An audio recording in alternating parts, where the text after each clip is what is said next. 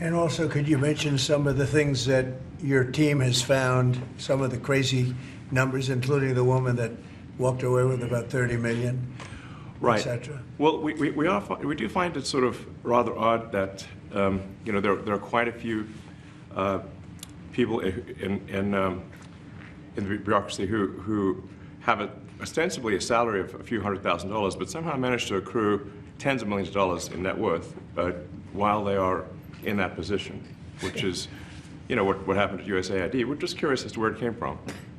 Maybe they're very good at investing, in which case we should take their investment advice, perhaps. But just there seems to be mysteriously they get wealthy. We don't know why. Where does it come from? And I think the reality is that they're getting wealthy at the taxpayer expense. That's the honest truth of it. So, we're looking at, say, if you look at, say, Treasury, for example, basic controls that should be in place, that are in place in any company, such as making sure that any given payment has a payment categorization code, that there is a comment field that describes the payment, and that if a payment is on the do not pay list, that you don't actually pay it. None of those things are true currently. So the reason that departments can't pass audits is because the payments don't have a categorization code. It's like just a massive number of blank checks just flying out the building. So you can't reconcile blank checks. You've got comment fields that are also blank, so you don't know why the payment was made. And then we've got this truly absurd, a do not pay list, which can take up to a year for an organization to get on a do not pay list. And this, we're talking about terrorist organizations, we're talking about known fraudsters, known aspects of waste, known things that do not match any congressional appropriation, can take up to a year to get on the list, and even once on the list is not used. It's mind-blowing. So what we're talking about here, we're really just talking about adding common sense controls that should be present, that haven't been present. So you say, like, well, how could such a thing arise? That seems crazy.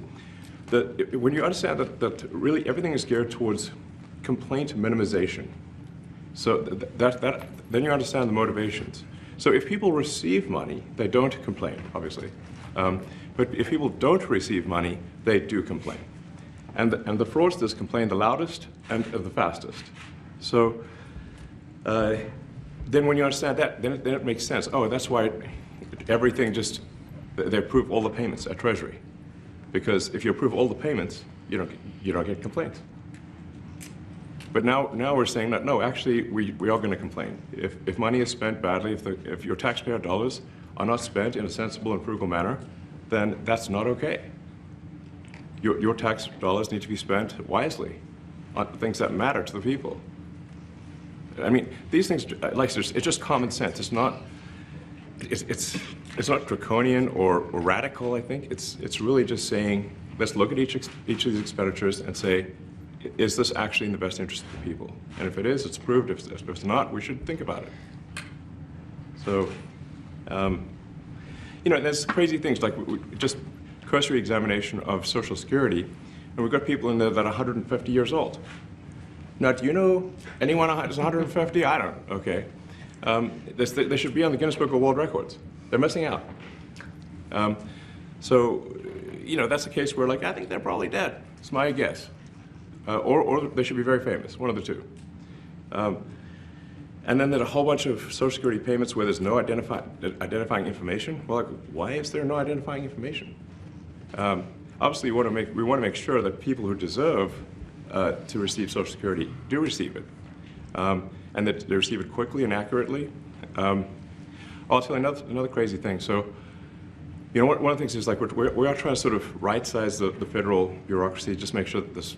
Obviously, there need to be a lot of people working for the federal government, but not as many as currently.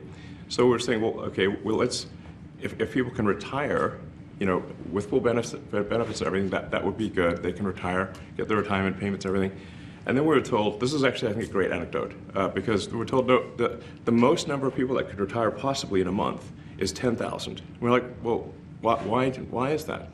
Well, because all the retirement paperwork is manual on paper. It's manually calculated, then written down on a piece of paper. Then it goes down a mine. I'm like, what do you mean a mine? Like, yeah, there's a limestone mine where we store all the retirement paperwork.